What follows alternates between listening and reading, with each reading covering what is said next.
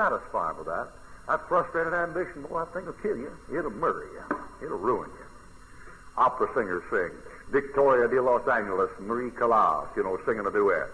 They get off stage and tear hair and pull each other's hair and hit each other because one of them outsang the other one, sang too loud. In Hollywood stars just something just fierce. They have a joke about a Hollywood couple that just got married, I don't know, third or fourth time, whenever it was, and they went down to a motel to sign in the register. They got a divorce the next morning. And she got a divorce because he signed his name bigger in the register than hers. Now, that may be kind of stretching it, but a lot of truth in that. And you take among preachers, it's fierce. Among preachers, it's fierce. I was driving along in a car one day with a fellow named Aubrey Mitchell down in Mobile, Alabama. This was about 1952. And we were driving out there doing personal work, going down the street, and he driving that car just began to tremble, just began to shake, sweat went off his forehead. And he said, Pete, he said, if you ever see a young man doing something for God, he said, don't be jealous of him. And I said, well, yeah, I hope I'm not. And he said, don't ever get jealous of him. Said, don't ever get jealous of him. And I said, well, I don't intend to. And I couldn't figure out what he was disturbed by. I found out later. A great man of God in this country just died. And that fellow died in ignominious defeat. Came down, finished out the end. Everything all fell apart on him. And the root of that thing could be traced back to a thing he had between him and his Sunday school superintendent. Blew open the whole fellowship, about 500 churches, split a mission field, God knows what. And that fellow told me, he said, don't ever get jealous of them, see? I've remembered that. Now, I see some young guy come along like Jack Hiles and burn up the woods and doing a good job. You know what I'm going to do? I'm going to sit back and say, go get him and keep my hands off it. I'm staying out of it. I'll do what I'm to do here, and let him do what he's going to do there, and let him what he's going to do there. And if the Lord wants that for me, okay. And if he don't, okay. That's the only safe way to be. Yes, sir. You take a person like me, ability to do anything, for the Lord, like winning souls and preaching stuff like that. We still get the same judgment along, Well, you make a mistake if you say that a fellow like you can't do anything for the Lord. Can you take pictures? I can't. I don't know a camera from a washing machine. Can you fix motors? You're a genius. Tell a guy that and he says, anybody can fix a motor. Oh, no, they can't. Don't kid me. You see, the whole thing is, you know what Christians do? They look at somebody that can, perform like I perform, and they get asked, well, they think, well, talent is where you can speak and write and draw and sing and play instruments. No. There are all kinds of talent. For example, in the mission field right now, they need about 100 aviators to fly in equipment and take care of things. That's a talent to fly a plane. They need mechanics to fix cars with. Fellow says, anybody can fix a car. No, they can't.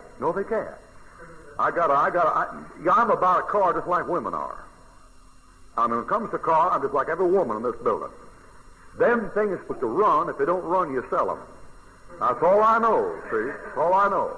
I know you get in there and you turn that thing and that thing is supposed to go, and if it doesn't go, sell it. Might just be out of gas. I don't even know. And I went down one time, opened the hood of the gas station. The guy came in there and he fiddled around there. He said, okay, 20,000 of an inch. I said, what do you mean 20,000 of an inch? He said, it's set 20,000 of an inch. I said, you can't measure 20,000 of an inch. He said, well, it's 20,000 of an inch. Just a screwdriver or something there. I took out a caliper and took those things there and ran that piece of metal under there, and that thing was 20,000 of an inch. And I said, how in the world can you estimate? I don't see how you can estimate 1/100th of an inch no matter what you do. Well, how do you get 1,000? How do you divide 1,000 into 20 parts, man?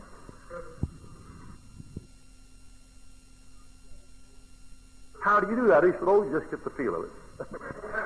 Now, do you know, to me, that's a miracle. I don't understand that.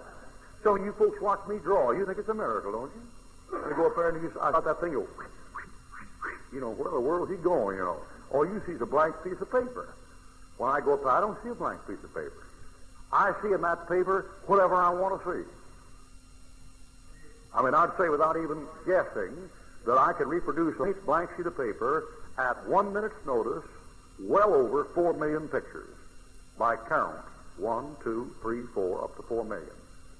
Maybe more. Because when I look at that picture, I'd see it in animation. I could draw you one picture of a guy walking down the street where the first picture was like this, and the second one was like this, and the third was like this, and the fourth was like this. So 4 million might be conservative.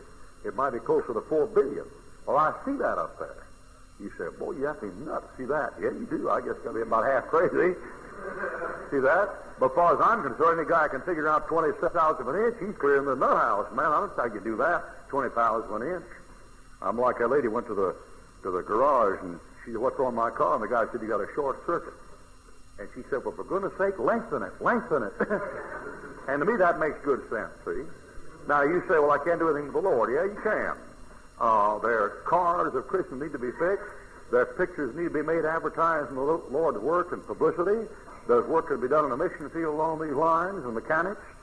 There are some guys that can make money and buy stuff for the Lord that other fellows couldn't make. I think God called some Christians to make money. I know a guy named Glenn Zachary went to school with me, and he's preaching out in California. He's been out there preaching for 20 years. He run about 60 in Sunday school, and he's not much of a preacher, not much of a pastor, not much of a teacher. He's a businessman.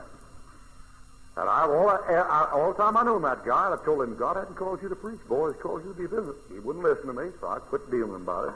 But tell that fellow was, we go to school, and he'd come into school with a wife and 2 children. And before he'd come to school, with his family, he'd drive up there by himself a month before school opened. That rascal coming to town with $500. And he'd buy him 2 cars. And he'd sell both those cars at a profit, take that money, put it in the bank, borrow on that money, put a down payment on a duplex, borrow money in the duplex and redecorate it and rent it out. Money in advance, take that money and buy 4 cars, and brother, I'm telling you, when that school opened, that guy had a regular income of $125 a week coming in. I never seen it like it in my life. And I watched out, I'd cover hot checks, and deposit, 2 minutes before it came through. And I said to myself, boy, I said, how in the world do you do that? And he said, oh, that's nothing. Anybody can do that. I said, no, they can't. And he said, oh, I've always been able to do that, A young kid, about 22 years old. Everything that guy touched just turned to gold. Wildest thing I ever seen in my life. And I talked to that guy thought he was called to preach. He wasn't called to preach. Well, I bet if that fellow had stayed in big business, I bet he'd own half of California right now. Well, those guys, just everything he touched, he could handle it. And now that guy would say, well, I can't preach. Okay, don't preach. Make some money. There's some missionaries that need some money. There's some Bible schools that need some money. There's some churches that need some money. You need a radio program here in the daytime. You need a radio program. You need tracts and things to put out. Any such thing as a Christian that can't do anything for God. All right, 3 John, verse 9. I wrote to the church, but to Diotrephes, who loveth to have the preeminence among them. Sometime a preacher afraid to invite a preacher in his pulpit, afraid he might preach him. I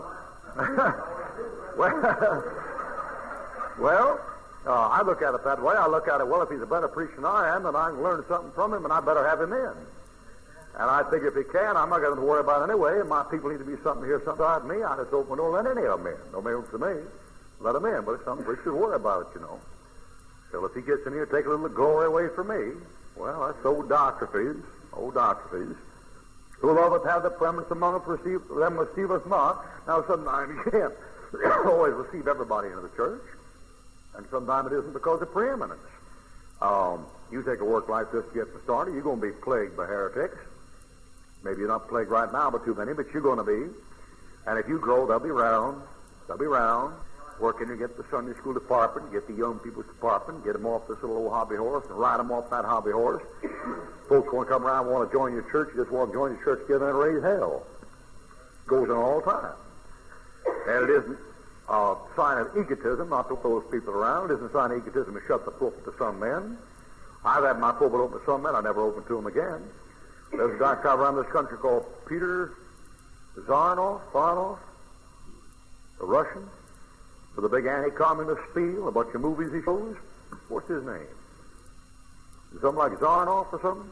I had that guy in one time, boy. He showed those films, what a lot of hot air, no scripture, went for an hour and a half. When he was showing pictures of the concentration camps in Siberia, his camera wasn't too good. He was showing pictures of Dachau and Treblinka. I remember the films. God got the wrong films in there. You never saw such a fake. I wouldn't worry a guy like that back. I had a guy on my foot one time. I invited him. I thought he was talking about a revival they had in Wales, you know, and had this stuff. And he was a Britisher over here on a traveling circuit to try to pass some of it on to America. I had that guy in my pulpit. He got up and talked about a revival in his hometown that took place in 1932, and he only had one sermon. That was the one he gave. He'd memorized it and had it in print, and that guy had been speaking that memorized sermon for 25, 30 years. I wouldn't invite him back, and I wouldn't invite him back because I love to have the preeminence. I would invite him back because I didn't want to kill my people. All right, 10. Wherefore, if I will come, I'll remember his deeds which he doeth. Now, John, you're supposed to forgive. I'll remember his deeds. Come on, John, forgive and forget. I will remember his deeds. The old beloved Apostle John is not too meek, is he? I will remember his deeds. He's called one of the sons of thunder in Luke. I will remember his deeds which you have prating against us. Prating, prattle is our word. Prattle, prat, prat, prat. Prating against us with malicious words, and not content therewith, neither doth he himself receive the brethren, and forbids them that would, and cast them out of the church. There's a guy throwing people out of church because they're friendly with somebody outside the church. And you have those problems, and they're real problems in a local church. Every church your size has people listen to tapes by Dr. Fiend. And every church your size, Brother Hiles or Brother Falwell, has people listen to tapes by Dr. Ruckman. And so sometimes they think Dr. Ruckman's like Dr. Theme. John R. Rice in his Sword of the Lord, he has me and Armstrong and Theme in the same group, you know, which is rather stupid, you know. And but he was hard-pressed to sell some books. And so you get those things like that, and somebody says, you know, in a church like this, you have a bunch of folks here, it's the most discouraging thing to have your people spend all the time running around the country and supporting this and supporting that, and pick up this over here, pick up here, and just let this work here die on his feet. It's a pain in the neck. And the sheep say, well, the stuff is better over here. Yeah, but all life is not luxury. All life is not whipped cream and lemon meringue pie and cheesecake. Some of it is grits and oatmeal, man, and cornmeal. See, this thing has infected even God's people. You've got people in this country that come to a local church and don't get, not, it's on both sides. I mean, some local churches go, you're not going to get fed anyway, so I understand that. But they come there, and the stuff they want is out here, and over here, and over there. There goes $10 to Charles Fuller. There goes $10 to Oliver Green. There goes $10 to Dr. Fiend. There goes $15 to the charismatic glossolalia, interdenominational, hobble-drobble, businessman thing. And the evangelist comes in over here, put in $50 in the plate over here, $50 in the plate over here, and the local work where the Christian is needs repairs in the wall, work done out there in the yard, a radio program, 3 more missionaries put on, and people dealt with and witnessed to. Now, I'll tell you can live high on the hog as a Christian these days, and just roll in buttermilk and fat all year round, never do anything, and just get blessed, and just get blessed, and just get blessed, and just get blessed, and never be a blessing to anybody else. And that's wrong. That's wrong. Christ said, if a man wants to follow me, let him deny himself. Now, I know how it goes. I mean, let's just face it, some churches you're going to get nothing out of them. Well, if you're not going to get nothing out of them, then don't hang around and keep your membership in them and just go in there to be seen. You get nothing out of them. You got people in Middletown that go to the church because the business associates are in the church. They're not getting anything out of that church.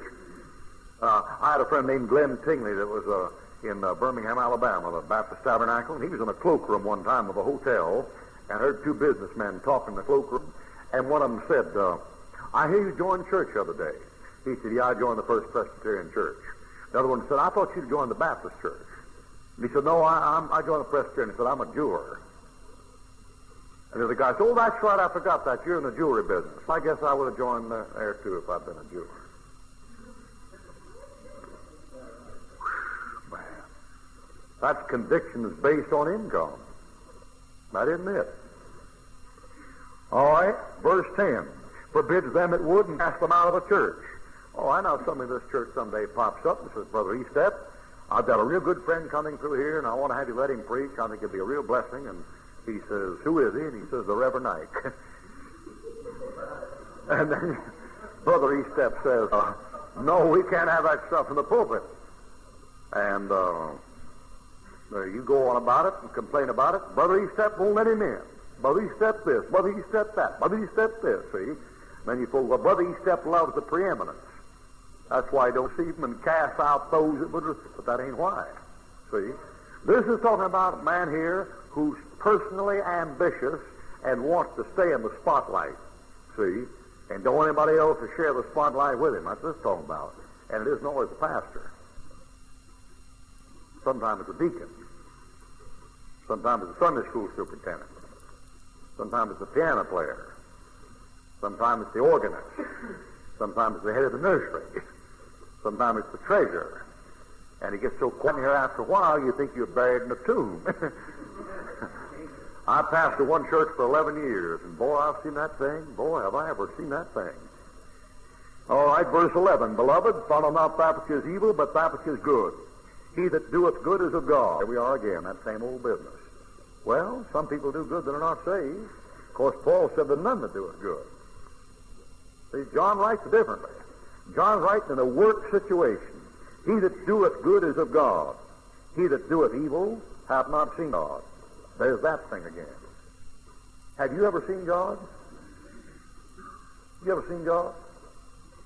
Have you ever seen God? No, you never seen God. Then you're just like the people that do evil. See? And as I say, when you start taking old John's epistles, you've got to be careful. Somebody sees the Lord during that period. They see him. And when they see him, they start doing good and keeping the law when they see him. Unto them that look for him shall they fear the second time without the salvation. Blessed the pure in heart, for they shall see God. Without holiness shall no man see the Lord. He that doeth evil hath not seen him. Somewhere in there's an appearance of Jesus Christ to those people. And that's what he's talking about doctrinally. Now we can say practically this.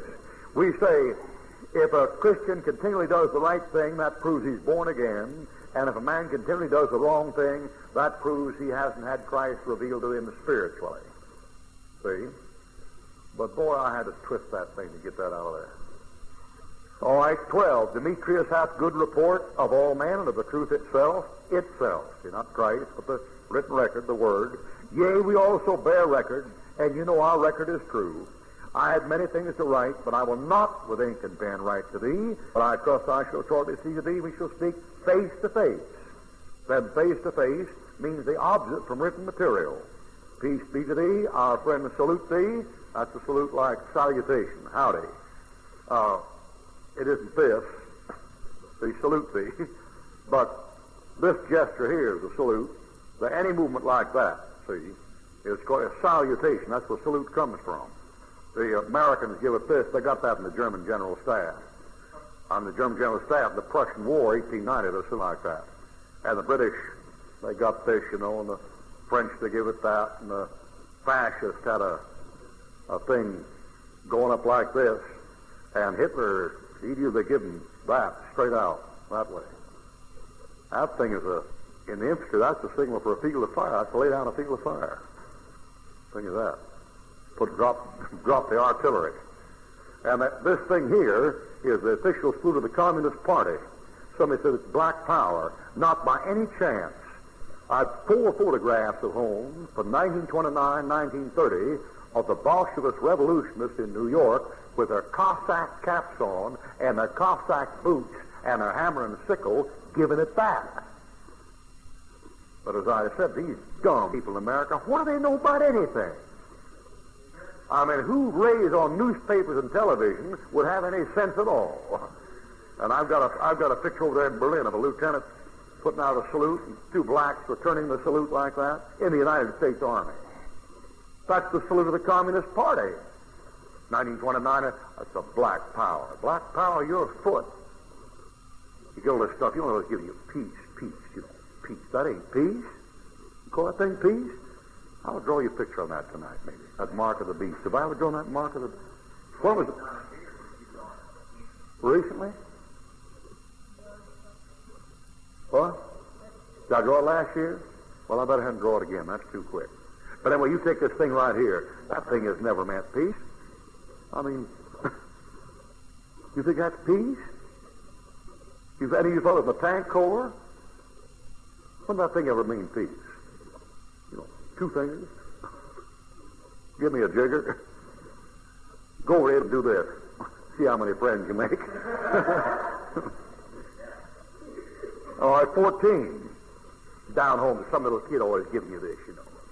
Look out the back end of a car, you know. You give him that, I give him this, you know. Bumped him something fierce. Wow. Our friend, salute thee, Greek. You know, I'm from a real right-wing area. Pensacola it's worse than Dallas. I mean, we think George Wallace is a communist down there. That's how far we are out. We got Minutemen back there in the bushes, boy. I mean, going through the movement. He's one to come to my church with grenades on him, boy. I mean, hung on the strap. Yes, sir, boy. And coming to sit down, boy, uniform. Had to have the fatigue. Black paint on him the night before. Out in the bushes moving around. Down where I am, nobody votes for Nixon. They're all Wallace, you know, George Wallace all the way, real strong right wing. And they accuse the right wing of being fascist, you know. Well, some of them are, some of them aren't. All right, now let's pause here, and let's turn to 1 Corinthians 13, and I'll show you why I mentioned twice that face-to-face meant the opposite from writing. 1 Corinthians 13. Now, what we run into here is the fact that it's the same old thing. Whenever a Christian gets hold of a truth, there's a temptation to back and boast of that truth with everything possible and grab everything but the kitchen sink to enforce it. And when a man gets hold of a truth, he'll tend to reach out and make all the Bible subservient to that truth. For example, if a man gets the truth of predestination, which is true, he'll tend to reach out all through the Bible and make every verse teach predestination. If a man gets the dispensational truth, which is true, there are different dispensations. It'll rightly divide. If a man isn't careful to get that dispensational truth and then reach out and make all the Bible fit into brackets, see? Baptists have the truth of the eternal security of the believer, which I believe in. I believe the believer is eternally secure.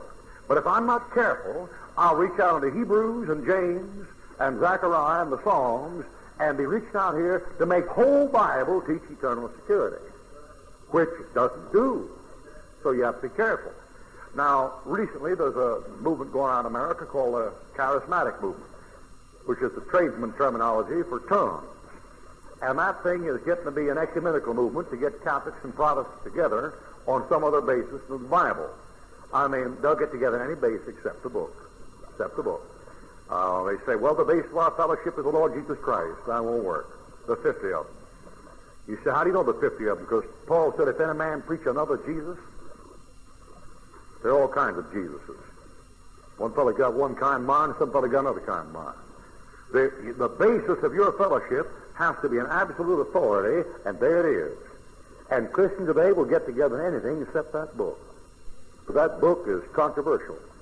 It's schismatic. It causes trouble. Christians don't want trouble. So what are Christians doing today? They're trying to find basis of getting together on some other grounds than authority. And one ecumenical movement is based on church organity. That's the National Council of Churches. One ecumenical movement is based together on love. That's the hippie and Children of God and Jesus People movement. Then another bunch over here is an ecumenical movement based together on experience. That's the tongues group, charismatic group. Well, now our saved Baptist who believes his Bible knows the tongues are a sign because Paul said tongues are for a sign. And a man who believes his Bible knows the Jews seek the sign, and those signs are for Israel. See, any fellow who believes the Bible knows that. But he can't always prove it, so in an effort to prove that tongues are no longer here, here's what we've done. Now, if you went to any school in the world except down where I am, you'd get this. 1 Corinthians 13:8. Now, I'm going to teach it to you like you get it in any school, except a school that believes the book. 13:8. Charity never fails. Whether there be prophecies, they shall fail. Whether there be tongues, they shall cease. Whether there be knowledge, it shall vanish away. Be know in part, be prophesy in part. But when the New Testament is completely written, the that which is in part shall be done away. When I was a child, I spake as a child, I understood as a child, I thought as a child. But when I became a man, I put away childish things. For now, before the New Testament is written, we see the glass darkly, but when the New Testament is completed, but then, when the New Testament is completed, now I know in part, but then when the New Testament is completed, I shall know as I am known. Now abideth faith, hope, and charity, these three, but the greatest charity.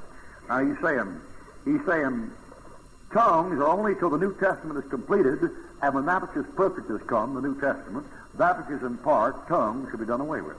That's the standard teaching at Bob Jones, Tennessee Temple, Moody, Fuller, Southeastern, Northwestern, Western, Biola, Pillsbury, Clearwater, and all the rest of them. Now, you read in the 2 John, 3 John, that face-to-face, whatever it means, it don't mean ink and paper. All right? It did mean that. Let's go back to verse 8. Charity never fails. Whether it be prophecies, they shall fail. They'll pass away when the New Testament is complete. Whether it be tongues, they shall cease. They shall cease when the New Testament is complete. Whether it be knowledge, it shall vanish away when the New Testament is complete. Impossible, man. Knowledge didn't vanish away at the completion of the New Testament. All right, let's try this. Charity never fails. Whether there be prophecies, they shall fail, because prophecy is going to be fulfilled. Whether there be tongues, they shall cease when God quits dealing with Israel. Whether there be knowledge, it shall vanish away when you know it all. For we know in part, you don't know it all. And we prophesy in part, they're not all fulfilled. But when that which is perfect is come, the second coming of Christ, then that which is in part, knowledge, tongues, and prophecy, should be done away. Example, when I was a child, we're children now, I spake as a child, understood as a child, I thought as a child. When I became a man, like you're going to be, I put away childish things, knowledge, prophecy, and tongues. For now, in this life, we see through a glass, darkly. There's your Bible. It's a glass. James said it's like a glass. A man holds his face in. Now we see through a glass, darkly. You got dark glasses on. But then, second coming, face to face. With who? With him. Now, before Christ comes, I know in part. But then, when Christ comes, I'll know active voice, even as also I am known passive. I'll know as much as God knows about me right now. See that?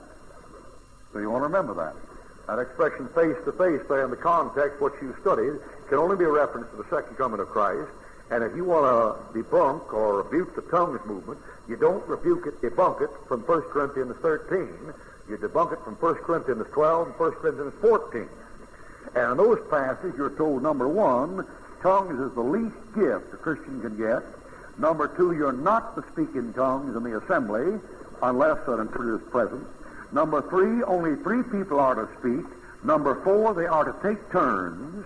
And if there are no interpreters present, they're to shut their mouth, and no woman, 1 Corinthians 14:34, has any business talking in tongues in the assembly.